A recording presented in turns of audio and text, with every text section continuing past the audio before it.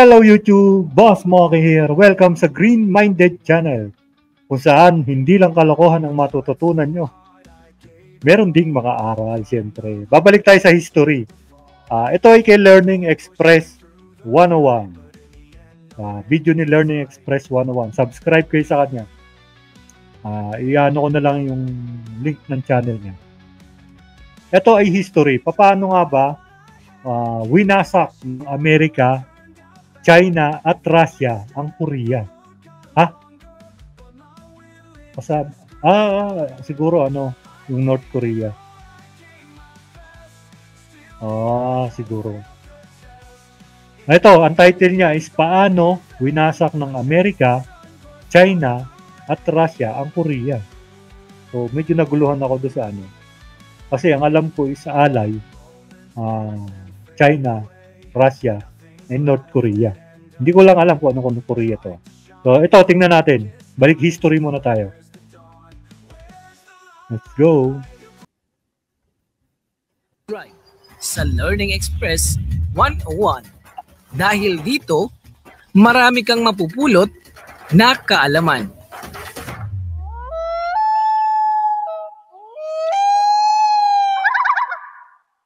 May pabo.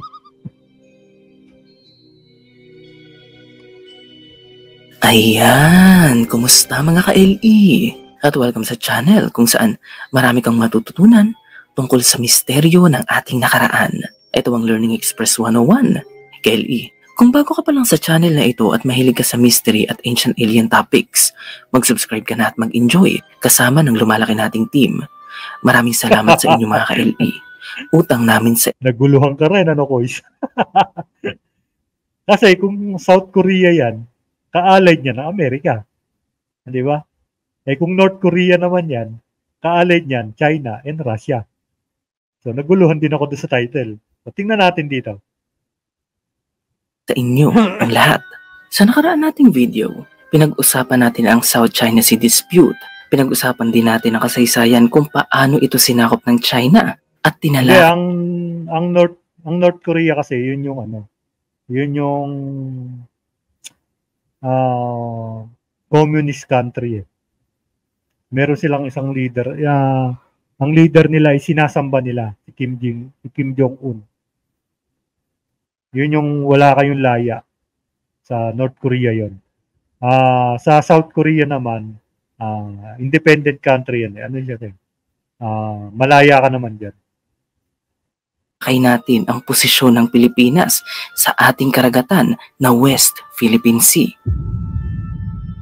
Alam niyo ba na ang Scarborough at Spratlys ay bahagi na ng Philippine Territory noon pang panahon ng mga Espanyol, at ang mga lugar na ito ay inilalarawan sa pinakamatatandang mapa ng Pilipinas. Naku mga ka-LE, kung di nyo pa napapanood ang video na yan, panoorin nyo na yan at makikita nyo ang yaman ng ating kasaysayan at ang ating secret weapon sa West Philippine Sea. Secret ngayon weapon? Naman sa video na ito, tatalakayin naman natin ang si Sakuragi? Kasaysayan ng Korea. Isa rin ba kayo sa nagtataka kung bakit nahati sa dalawa ang bansang ito? Ano ba ang kwento sa likod ng dalawang Korea? Naku mga ka-LE, heto na ang ating disclaimer para makapag-umpisa na tayo. Ang video na ito ay isang educational video. Kami ay walang intensyong manakit ng kahit anong paniniwala at religious organization. Ginagalang namin ang opinyon at paniniwala ng bawat manonood. Ang video na ito ay hindi sumisimbolo sa aming paniniwala bilang individual at paniniwala ng management ng Learning Express 101. No hate, ka-LE, just love. Ngayong may disclaimer na tayo at pwede nang magsimula, kumuha ka na ng spaghetti at kape. Wow. Umupo at mag-relax dahil tatalakayin na natin ang Korean history. Sa silangang Asya, kapansin-pansin na ang Korean Peninsula ay nahahati sa dalawa. Sa itaas ay ang North Korea at sa baba naman ay ang South. Ang South ay isang mayamang demokratikong bansa na bukas sa... So ito kasi hindi ko masyadong alam ang history ng North and South. Pero alam ko is dati silang isa Pero nagkaroon yata ng hidwaan kaya nagkaroon ng dalawang presidente. Dalawang leader at yun yung naging presidente ng bawat North and South. So parang inaaya pa rin yata ng South Korea na maging isa sila, kaso ayaw na yata ayaw ng North Korea. Siyempre nga naman, di ba? May sarili ka ng bansa, tapos makikiano ka pa. Sa buong mundo, habang ang isa naman ay isang totalitarian communist na bansa na kinatatakutan dahil sa mga nuclear missiles nito.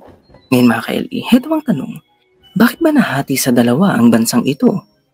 Magsisimula ang ating kwento noong 1800. Hinati nila yan di ba? Yung tinatawag na peninsula or yung borderline nila.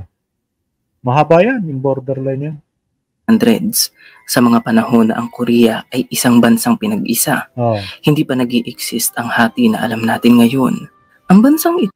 Alam ko, pagkatapos yata nila Jumong yan ni Haring Jumong. Kaya nahati yan kasi parang nagkaroon ng parang traiduran ba? Hindi ko maintindihan. Pagkatapos ni Haring Jumong yata yan kasi si Haring Jumong kasi siya yata yung pinag-isa niya yung Korea. Maganda yung istorya na yun Pero kung makikita nyo, yung estatwa ni Jumong nasa North Korea. Yung monumento ni Jumong nasa North Korea. Ewan ko lang kung meron sa South. Kasi malaking bagay talaga si Jumong dyan. Si Haring Jumong. Ito ay ilang siglo ng pinamumunuan ng sarili nitong royal family at sa loob ng halos 1,000 taon. Joseon Dynasty. Joseon Dynasty nga. Si Jumong yun. Sila Jumong. Himik na namumukadkad sa puso ng silangang Asya.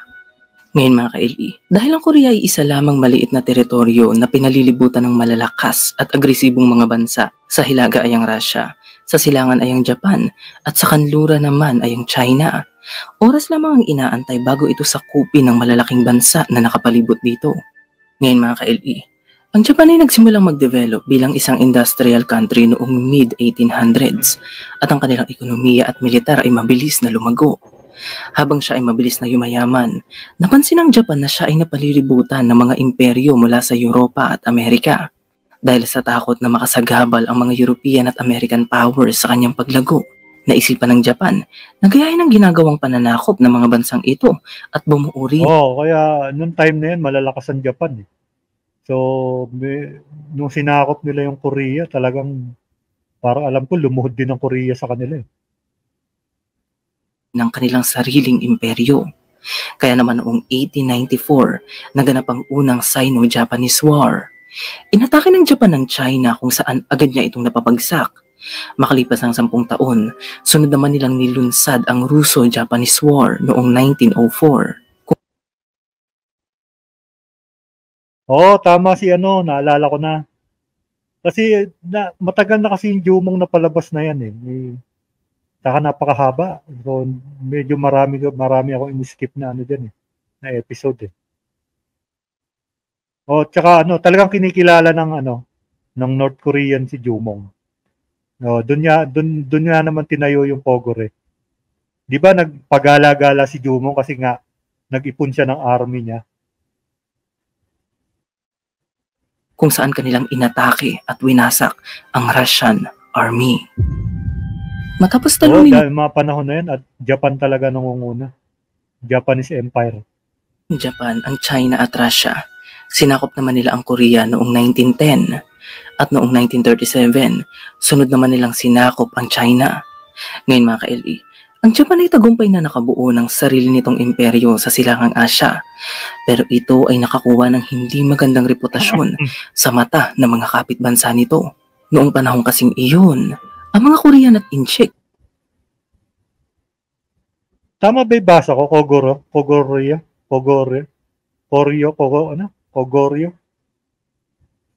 Ay ginawa nilang mga alipin.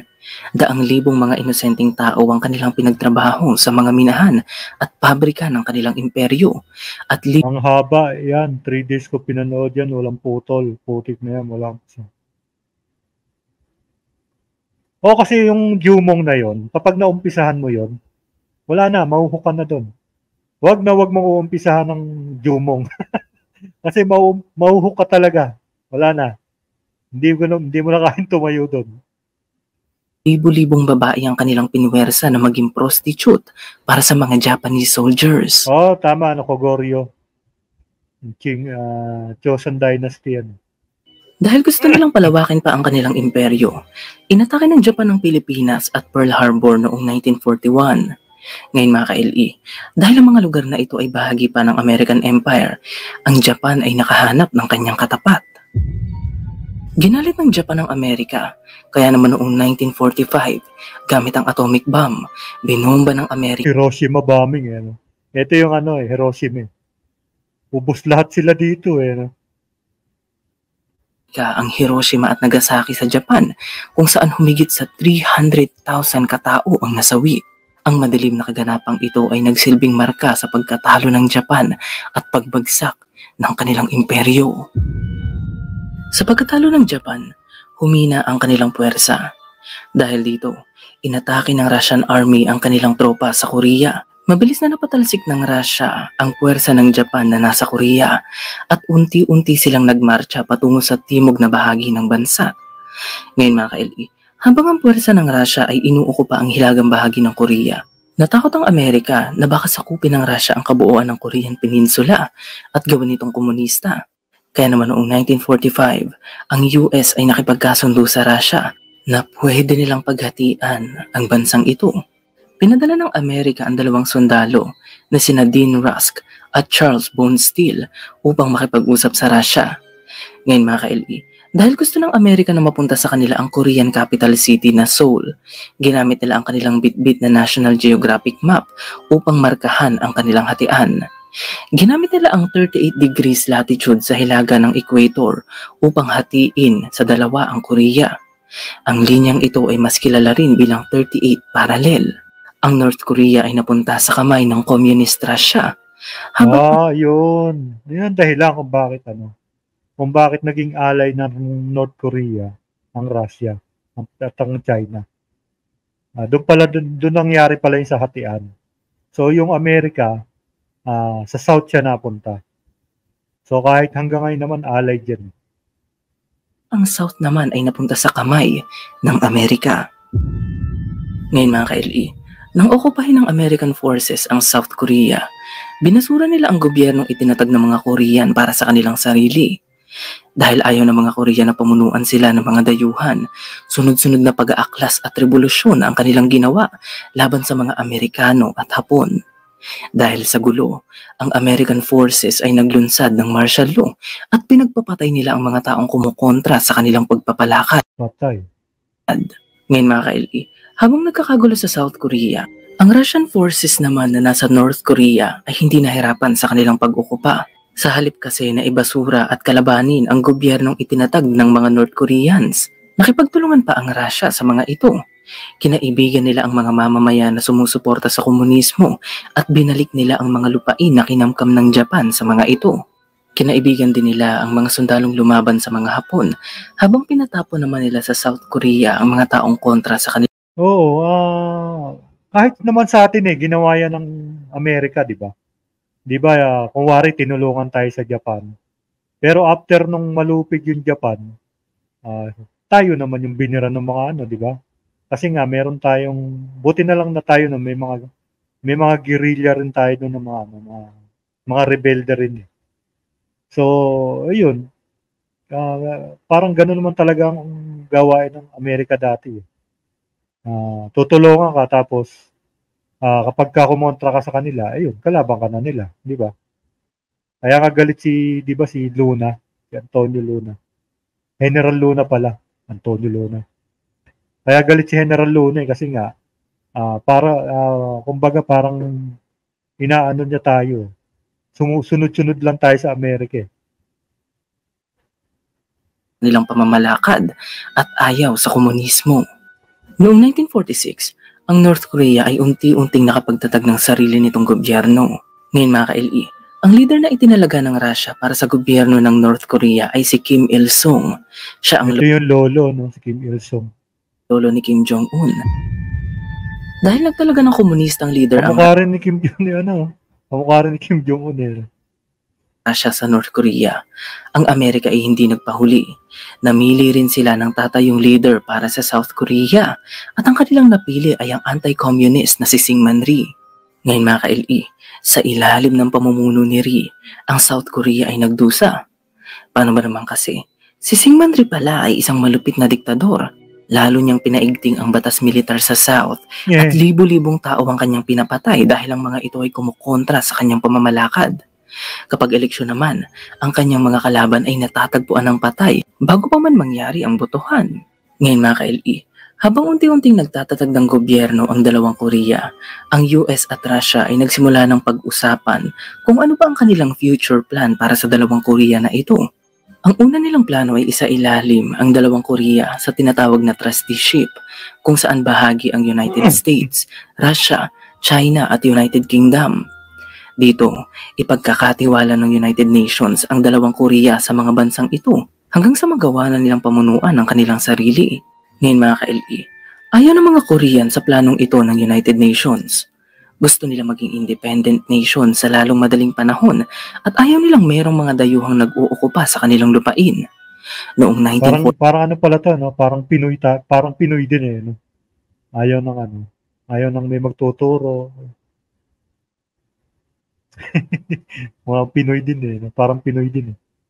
47, muli na namang nag-usap ang United States at Russia at sa pagkakataong ito, plano na nilang pag-isahin ang dalawang Korea. Sa kanilang pag-uusap, ipinresenta ng Russia si Lee Won-young bilang tatayong leader ng pinag-isang Korea. Kaya pangit ka banding mga traidor eh. Saka mga sol-sol. Oo. Eh, yung mga time na yun, yung mga Amerikano, ano eh. Parang ganun ang lumalabas sa kanila. Parang ginawa rin sa atin, di ba? Tinulungan tayo sa Japanese. Pero sila rin yung tumira sa atin. Kaya mahirap talaga kasama yung mga traidor at sol-sol. Dahil takot ang Amerika na maimpluwensyahan ng komunistang tuta ng Russia ang buong Korea, binasura nila Bukod sa traidor ang Amerika, sol-sol din. Anyway, history na naman yan. Iba na ngayon. ang proposal na ito. Gusto ng Amerika na sila ang magtatalaga ng leader pero ayaw ng Russia sa idea na ito. Dahil hindi magkasundo ang dalawang bansa, ang hati sa pagitan ng dalawang Korea ay lalo pang lumalim. Noong August 1948, ang South Korea ay idineklara ang Republic of Korea bilang kanilang opisyal na gobyerno kung saan si Syngman Rhee ang kanilang presidente. Ang North Korea naman ay nagdeklara rin ng kanilang opisyal na gobyerno noong September sa parehong taon at ito ay ang Democratic People's Republic of Korea kung saan si Kim Il-sung naman ang Prime Minister. Dahil umusbong na ang dalawang pamahalaan, ang mga mamamayan ng North Korea ay minahal ang sistema ng komunismo habang ang mga mamamayan naman ng South ay minahal ang demokrasya. Nasa genes na nila yan, bossing. At ang impluwensya No comment. ng Amerika. Ngayon mga ka-LE, matapos magdeklara ang North at South Korea ng kanilang mga sariling gobyerno, nagdesisyon na ang Amerika at Russia na umalis sa peninsula. Ngayon mga ka-LE, dahil hindi nila nagawang pag-isahin ng mga bansang ito, ang mga Koreans na ang gumawa ng paraan upang alisin ang hati sa kanilang bansa. Noong June 1950, ito na yung gera, yung Battle of Korean War, di ba? Umiklab ang Korean War matapos tawilin ng North Korean forces ang 38 parallel at atakihin ang South Korea. Nais nilang pabagsakin ng gobyerno ng South at tuluyan ng pag-isahin ang kanilang bansa sa ilalim ng communist government. Ngayon mga ka-LE, malaking problema ito para sa South Korea dahil ang kanilang gobyerno ay hindi handa na lumaban sa gera. Hindi kasi sila tinulungan ng Amerika na palakasin ang kanilang puwersa noon. Samantalang ang North Korea naman ay handang-handa na sumabak sa gera dahil bago lisanin ng Russia ang North, binigyan nila ang mga ito ng armas, pandigma. Ngayon mga ka-LE, 2 araw matapos ang kanilang pag-atake, nagawang kunin ng North Korean forces ang syudad ng Seoul kung saan napilitang tumakas si Syngman Rhee. Di nagtagal, nagawa ng masakop ng North Korean Army ang 90% ng Korea. Ang lugar na lang na di nila nasasakop ay ang Busan kung saan na-corner ang South Korean forces. Ngayon mga ka-LE, habang tumatakbo ang Korean War, Alam ko may contingency tayo dyan eh, no? 1,000 ba? Or 300. Di ko matandaan. May pinadalang mga Pinoy dyan eh. Korean, Battle of Yukton. Yung ano na yun eh, yung bakbaka na yun. mabilis na natatalo ang South Korea. Ang United Nations ay nagdesisyon ng makialam. Ang United Nations Security Council ay nag-organisa ng counter-attack laban sa North Korea. Sa pangunguna ng United States, nagtulong-tulong ang mga bansang ito upang i-counter-attack ang Kasali North Korea. tayo, ayun oh. Philippines, Australia, Thailand, Ethiopia, Soviet Union. No? Ilan lang sila, no? Korean forces at pabalikin sila sa Hilaga. Ngayon mga ka-LE, noong September 1950, ang US at UN forces ay naglanding sa Incheon. Dito, mabilis nilang nabawi ang syudad ng Seoul at mabilisan din 400 na sundalo. Oo, tama. Hindi ko lang masure kung ilan talaga eh. Pero malulupit yung mga pinadala doon. Hanggang ngayon nga, kung makikita nyo sa South Korea, meron silang monument doon para lang sa mga veterans ng Battle of Yukton. Korean War. Meron silang ginawang monumento doon ng mga Pinoy na kasali sa Korean War. Ganon kamahal na mga South Korean na mga Pinoy sa mga sundalong Pinoy. nilang napaatras ang North Korean forces pabalik sa Hilaga. Tinuloy-tuloy ng Amerika ang kanilang pag-atake sa North Korea hanggang sa makuha nila ang syudad ng Pyongyang. 1K or 300 po, hindi ko alam, hindi ko matandaan eh. Bukas talakayin natin yung Battle of Yukton. Pero pagkakatanda ko 1K nga eh. Ang North Korean capital. Ngayon mga ka-LE, dahil nandito na rin sila, sinagad na ng Amerika ang kanilang pag-atake at sinubukan nilang sakupin ang kabuuan ng North Korea. Sa pagkakataong ito, maraming North Korean civilian at army na ang nagsipag-alisan at nagtungo sa China upang makatakas sa gulo. Pinagpatuloy ng Amerika ang kanilang pag-advance sa North Korea hanggang sa marating nila ang border ng China. Nang mangyari ang bagay na ito, aksidenteng ginising ng Amerika ang natutulog na halimaw. Ako po, Diyos ko po, bakbaka na, ayan na. Ito ay ang China. Ngayon mga ka-LE, nakahanap ng kakampi ang North Korea dahil kaya naging allied sila. ang China ay nakisali na sa gera. Noong November 25, 1950, daang-daang libong Chinese soldier ang sumugod sa North Korea upang atakihin ang pwersa ng United States at United Nations. Napaatras ng Chinese at North Korean Army ang UN at US forces pabalik sa South at muli nilang nakuha ang Pyongyang at Seoul. Dahil ang pwersa ng iba't ibang bansa ay nakadestino na sa South Korea noon, madali lang din nilang napaatras ang Chinese at North Korean Army pabalik sa Hilaga at muli rin nilang nabawi ang syudad ng Seoul. Ngayon mga ka-LE, nagtuloy-tuloy pa rin ang digmaan sa border ng dalawang Korea, pero sa pagkakataong ito, wala na sa mga puwersang ito ang nakakaabante. Kaya naman noong July 10, 1951, nagsimula ng magsagawa ng peace talk ang dalawang Korea. At noong July 26, Bukas talakayin natin yung mga rules ng North Korea. sa parehong taon, ang dalawang Korea, ang Amerika at ang China ay nagkaroon ng Armistice Agreement. Ito ay ceasefire agreement o tigil putukan. Matapos ang kasunduang ito, ipinaglaban ng North Korea ang kanilang kagustuhan. Ayan, dyan na nagkaroon ng di ba? Yung DMZ o yung demilitarized zone. Yan yung harapan ng dalawa di ba? Yan yung border na doon sila nag-uusap doon sa opisina na yun. Kapag tumawid ka doon, nasa North Korea ka. Pag tumawid ka sa kabila, nando ka na sa South Korea. Yung DMZ nila, demilitarized zone. Napanatiliin ang hati sa kanilang bansa. Ang hating ito ay medyo naiiba na sa unang hati na itinalaga ng Amerika at Russia dahil hindi na ito nakalinya sa 38 parallel. Ang hating ito ay tinatawag na ngayon na Korean Demilitarized Zone o DMZ. At hanggang ngayon, ang linyang ito pa rin ang nagsisilbing hati sa dalawang Korea. Ito ang linyang pumipigil sa kanila na pag-isahin muli ang kanilang bansa. Ngayon mga ka-LE, Tinatayang aabot sa 3 milyong katao ang namatay sa Korean Pero War ano at ang digmaang ito sa sobrang higpit ng North Korea, maraming nagtangkal lumabas dyan. Meron nagtagumpay na yung babae yata yon na nagdaan siya doon sa ilog tapos through China, nakalusot siya. Na ngayon nasa Amerika na siya. So kinuwento niya yung buhay niya. Alam ko napanood ko sa documentary yun. Meron nakalusot diyang babae. Ngayon niya, tapos napunta siya sa South and then nag-Amerika na siya. Parang may napangasawa sa Amerikano. ay nag-iwan ng malalim na sugat, galit at takot sa isip ng mga Koreans hanggang ngayon. Hindi ka tatakas dyan sa North Korea. Alam mo kung bakit? Kasi kahit na makatakas ka sa North Korea, alam ko, ang paparusahan dyan, yung naiwan mong pamilya. Paano ka tatakas? Di ba? Maatim ng konsensya mo yun na ikaw nakatakas ka pero ang papahirapan nila is yung naiwan mong pamilya. So, paano ka pantatakas?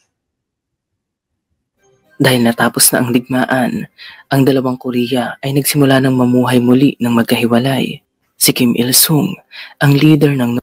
Pero hindi ko alam kung fake yun o totoo kasi napanood ko lang sa isang documentary yun. Parang ang nangyari yata doon, may kinasabot sila. Hindi ko alam. Hindi ko na masyado matandaan.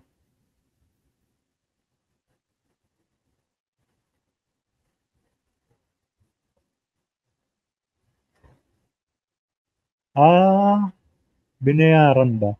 Hindi ko alam. Kasi ang nag-interview sa kanya is mga sikat na mga journalist pa eh. Ewan ko lang, hindi ko alam. North Korea ay muling binuhay ang kanilang kaharian sa sistema pa rin ng komunismo. Binrainwash niya ang isip ng milyong-milyong North Koreans sa pamamagitan ng kanyang mga propaganda. Ginamit niya ang takot na iniwan ng giyera upang paniwalain ng kanyang mga mamamayan na ang lahat ng problema at gulo sa kanilang bansa ay dala ng mga tagalabas. Hindi totoo yun, bossing. Binayaran lang yung babae para palabasin na ganun ang statement pero hindi talaga sa North Korea. Ganun ba? Pero may credibility ba yung nagsabi na hindi totoo yun? Hindi ko rin alam eh. Kasi mga ganyang North Korea, mahirap i-discuss yan eh. Pero napanood ko yun. Hindi ko lang alam kung gaano katotoo yung interview niya na yun. Meron din naman mga nakakataka sa North Korea. Meron ako napanood na isang video dyan. Yung isang sundalo tumakas, di ba? Gumapang siya doon sa ano. Meron din nakatakas na isang sundalo tumakbo eh. Hinahabol nga ng mga North Korean army yun. Pero alam ko nakatakas yun tapos kinuha ng mga South Koreans. Nakita sa video yun eh. Nakalagpas siya doon sa DMZ, Demilitarized Zone. So, paglampas niya doon, sinalo na siya ng mga South Korean. Kaya ng Amerika at Japan na gusto silang sakupin at wasakin. Pinaniwala rin niya ang kanyang mga mamamayan na ang South Korea ay isang magulo at mahirap na lugar kung saan ang mga babae at bata ay pinapatay. Ito pa mga yung Amerikano nga parusahan diyan binalik sa US. Oo, yun yung nanguha ng poster, yun ba yun? Yung nag-trip lang sila sa North Korea, ang mga loko, pinagtripan yung poster ni Kim Jong-un ba yun? Or yung tatay ni ano. Basta hindi nila alam, akala nila walang nakakakita. Yung pala may mga CCTV doon. Napakahigpit doon. Kinuha yung poster. Tapos nung papasakay na sila ng airport, inimbitahan siya ng mga airport police. So biniro pa nga siya ng mga kasama niya, di ba? Ang sabi, sige, iwanan ka na namin. Sige ho, kunin nyo na yan, iwanan na ho namin sa inyo. At yun nga nangyari. Lumipad yung aeroplano, pabalik ng Amerika, hindi na siya nakasama. So, ikinulong siya. Nag-aapila siya noon sa Amerika pero hindi sila pinakinggan ng ano. Kasi nga sobrang galit ng North Korea sa Amerika, di ba? Hindi sila pinakinggan ng North Korean. Nung ibinalik na yung bata, yung tao, gulay na, wala na. So, yun ang nangyari sa kanya. So, hindi naman inamin ng North Korea yon. Pero, siyempre, sabi ng doktor, wala na eh, parang may sinasaksak doon sa tao eh. Para maging brain dead, parang para maging gulay. Kylie, pinaliwala rin niya ang kanyang mga mamamayan na ang kanilang lahi ay ang pinakapuro at superior na lahi sa buong mundo. At ang pinakahuli, gamit ang kanyang mga propaganda. Kinuha niya yung poster, ano? Alam mo niyo ba sa North Korea, kapag nasusunog ang bahay nyo, rules ng North Korea to, kapag nasusunog ang bahay nyo, at inuna mo yung sarili mo at nasunog yung picture ng presidente nyo, ni Supreme Commander nyo, Supreme Leader, kaparusahan nun, kamatayan. Kapag nakita nila na ang bahay mo is nasunog ang picture ng Supreme Leader. Kailangan, bago mo iligtas ang lahat, bago ang buhay mo, yung picture muna ng Supreme Leader nyo. Ganon kahigpit ang nila, ang batas nila. Pinaniwala niya ang mga tao na siya lamang ang makakapagligtas sa kanila. Totoo yan. Rules nila yan. Rules nila yan. Na kapag ka nasusunog ang bahay nyo, uunahin mong ilabas yung picture ng Supreme Leader kaysa sa buhay mo. Rules nila yan. Sa pagdating ng panahon, para bang sinasabi niya sa mga tao na siya ay isang demigod, dahilan upang siya ay sambahin ng kanyang mga mamamayan na parang isang Diyos. Ngayon mga ka-LE, habang inuulan ng propaganda mula kay Kim Il-sung ang North Korea, ano naman kaya ang nangyayari sa South Korea noong mga panahong ito? Well, ang nangyayari sa South Korea noong mga panahon... At saka alam nyo bang wala silang Diyos dyan? Ang Diyos nila dyan, si Kim Jong-un lang. At dapat bawat bahay, merong picture ni Supreme Leader. Wala silang Diyos dyan. Ang Diyos nila dyan, si Supreme Leader. Yan ang sinasamba nila dyan. Ang ito ay sunod-sunod na pag-aaklas at revolusyon. Ang mga tao kasi ay nagsawa na sa bayolenteng pamamahala ng diktador na si Syngman Rhee. Dahil sa galit ng mga mamamayan, gusto nilang patayin si Syngman Rhee. Pero bago pa nila magawa ang bagay na ito, si Rhee ay itinakas ng US military at siya ay ipinatapon sa Hawaii. Ngayon mga ka-LE, ang sunod na naging presidente ng South Korea ay isa ring diktador at ito ay si Park Chung-hee. Tulad ni Syngman Rhee, marami ring pinapatay si Park. Madalas ay ang mga tao na kumukontra sa kanyang pamamahala. Pero di kaya ni Syngman Rhee, nagawa ni Park Chung-hee na palaguin ang ekonomiya ng Korea. Gamit ang mga loans na kanilang nakuha sa Japan at Amerika, nagtayo si Park Chung-hee ng iba't ibang pabrika at pinaganda rin niya ang kanilang agrikultura. Ang panahong ito ay hindi maganda. Tama si Boys. Hindi kailangan ng pera dyan. Kasi nga, parang sinusuplayan lang sila ng gobyerno. So, ang nangyayari sa kanila dyan, sa North Korea, communist kasi yan eh. Pagka-communist yata is ganun eh. Trabaho ka lang ng trabaho, pero todo supply ka naman sa gobyerno. Hindi ko lang alam kung paano sila mag-supply dyan. Pero alam ko kasi pag communist, hindi ka hawak ng pera. Gobyerno na ng bahala sa'yo. Parang ganun ang communist eh. Para sa mga mamamayan ng South Korea noon. Dahil kahit pa unti-unting umaangat ang kanilang ekonomiya, ang mga tao naman ay hirap na hirap sa kanilang trabaho at patuloy silang ganun. Tama si Eunice. Ganun nga sila ganun sila kahigpit sa Supreme Leader nila. Tawag nila dyan is Supreme Leader kay Kim Jong-un. May mga nagbibisita dyan, tinitingnan yung mga bahay-bahay kung ayos ba yung picture ng Supreme Leader, kung nakaayos ba, kung malinis ba. Ganun sila kahigpit. Nalulugmok sa kahirapan, habang ang kanilang presidente na si Park naman ay namumuhay ng marangya. Dahil ayaw niya... Bawal din yan manood ng American movie. Kasi nga, sobrang galit nila sa Amerika. Kapag ka nag-tour ka sa North Korea, may mga tourist naman nagpupunta dyan ngayon. Meron silang isang museum dyan na ipinapakita nila doon yung mga nasira nilang pangwar, yung panggera na nakuha nila sa Amerika. Nilagay nila sa museum yun. At saka itinuturo nila sa mga bata nila dyan na magalit sa Amerika. Tanongin yung mga, pag may mga nag-interview dyan, pag tinanong yung mga bata, saan ka galit? Sa Amerika. Lagi tinuturo talaga nila sa school nila na magalit sa Amerika. Ganon sila dyan. Sobrang galit nila sa Amerika. Niyang mawala sa kapangyarihan, binago ni Park ang kanilang konstitusyon upang siya ang maging presidente habang buhay. Dahil sa dami ng kanyang mga kaaway, siya ay inassassinate ng isa sa ang calendar nila dyan, sila rin ang gumawa eh. Tama si Minato. Hindi ko lang matanda kung paano calendar nila. May sarili silang calendar dyan eh. kanyang mga tauhan noong October 1979. Ngayon mga ka-LE, ang sumunod na presidente ng South Korea ay isa ring diktador. At dahil sunod-sunod na diktador ang kanilang nagiging presidente, napuno na ang mga Korean at sila ay nagsagawa ng isang malawakang revolusyon.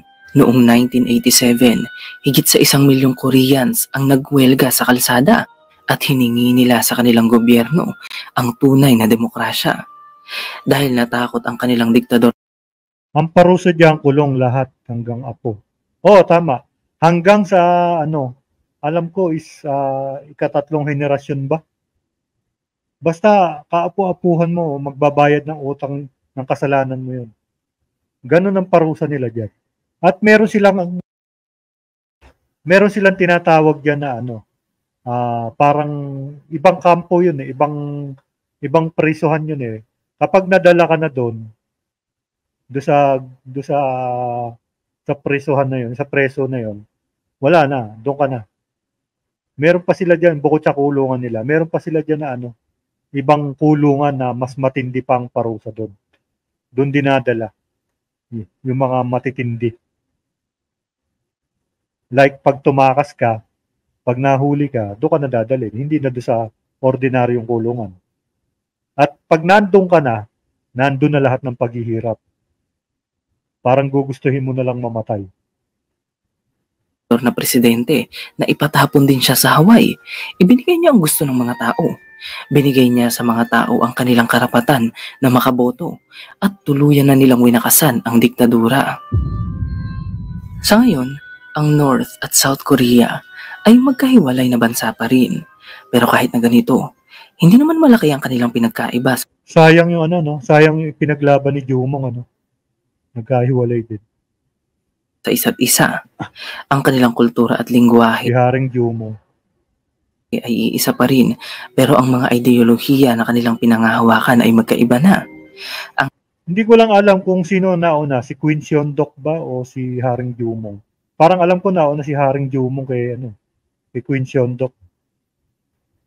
Ang South Korea ay isang bukas, mayaman at malayang bansa, habang ang North Korea naman ay isang mahirap, oppressed, sarado at kinatatakutang bansa dahil sa banta ng nuclear. Sayang nabaliwala yung niya, yung pinaglaban ni Jumong. Ilang dekada na ang nagdaan at maraming beses nang sinubukan ng mga bansa na muling pagbatiin ang dalawang Korea, pero wala itong pinatutunguhan. Wala, hindi magbabati yan kasi nga parehong may pride eh. Hindi magbabati yan. Ang mga mamamayan naman ng Korea ay hindi komportable na mayroong hati ang kanilang bansa. Tingin nila, ito ay hindi normal at dapat daming Koreans. Nilang muling pag-isahin ang kanilang nahating bansa. Ang puputi Kahit pa matagal na silang pinaghiwalay ng linya, ang tingin ng mga Korean sa kanilang mga sarili ay iisa pa rin. Ang mga taga South Korea ay pinipilit pa rin na buhayin mga historical places nila. Ang kanilang mga koneksyon sa mga mamamayan ng North. Ang mga taga South ay madalas magpalipad ng mga lobo na may USB drives at mga sulat sa kanilang border. Dahil sila ay umaasa na ito ay makakarating sa North Korea at makikita ito ng mga mamamayan roon. Madalas ipuslit ng mga taga-South ang kanilang mga K-pop songs at K-drama sa North Korea upang makita ito ng mga taga-North at posibleng ma-realize nila kung gaano kasaya ang maging malaya. Ang lahat ng pagkilos na ito hindi ganun kadali kasi ultimo tawag nga sa cellphone dyan, monitor di ba? Meron silang device dyan na parang nag-i-intercept do sa mga radio frequency ng bansa nila na every tawag mo is maririnig ng mga army yun May mga radio operator sa tower. Na-intercept nila yun Ganon sila ka-high-tech sa pagdating sa military.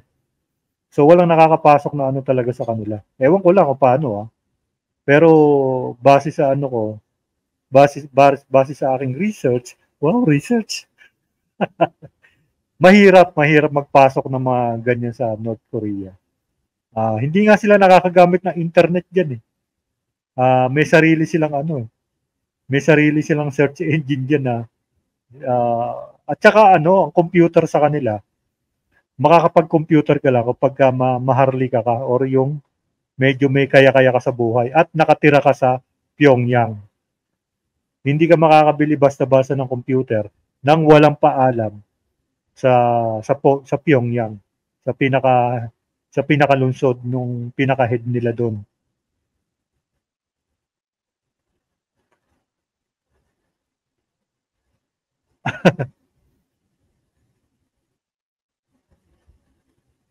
Ay ang maliliit na hakbang na kanilang ginagawa.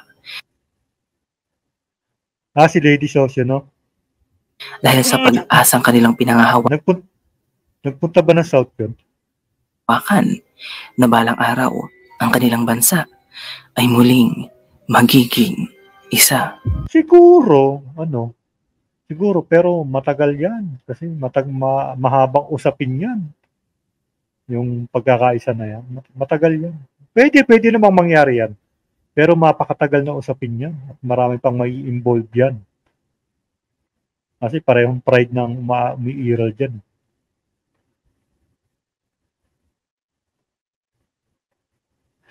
So yun, maraming salamat sa video ni Learning Express at marami na naman kaming natutunan.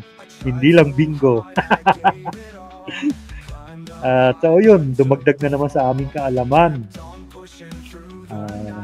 Siyempre, konti-konti lang para medyo tumalino naman tayo. Tumalino. Magpasok naman tayo, hindi naman puro kalokohan lang. Pasok tayo naman konti-konting informasyon. Pero itong video na to is nagpapatunay lang na kung isang lahi lang kayo, dapat magkaisa na. Ako, for me, dapat nagkaisa na to. Pero wala silang magagawa kasi ang nasusunod talaga dyan is yung mga leader nila. So kapag ang leader is nagkontrahan, wala na. Susunod na lang yung mga tao na yan. Pero dito dapat isa lang naman ang mensahe ng video na to. Dapat lahat tayo magkaisa at maging tayo, kung nasaan man tayo pinanganak. Ako, proud to be Pinoy ako kasi dito ako pinanganak. Malayang bansa tayo, hindi ako doon pinanganak. Doon sa napakasikip at napakahirap na buhay sa North Korea. So, maging thankful tayo na nandito tayo sa Pilipinas. At sana wag nating pabayaan na magkaroon ng pagkakahati-hati ang bansang Pilipinas. At mahirap yun. So, hanggang doon na lang. Maraming salamat. Bye-bye. It's all in vain. I chase the sun but find the rain. I gave it all, I gave my best. Still the outcome failed the test. In the end it's all in vain. I chase the sun but find the rain.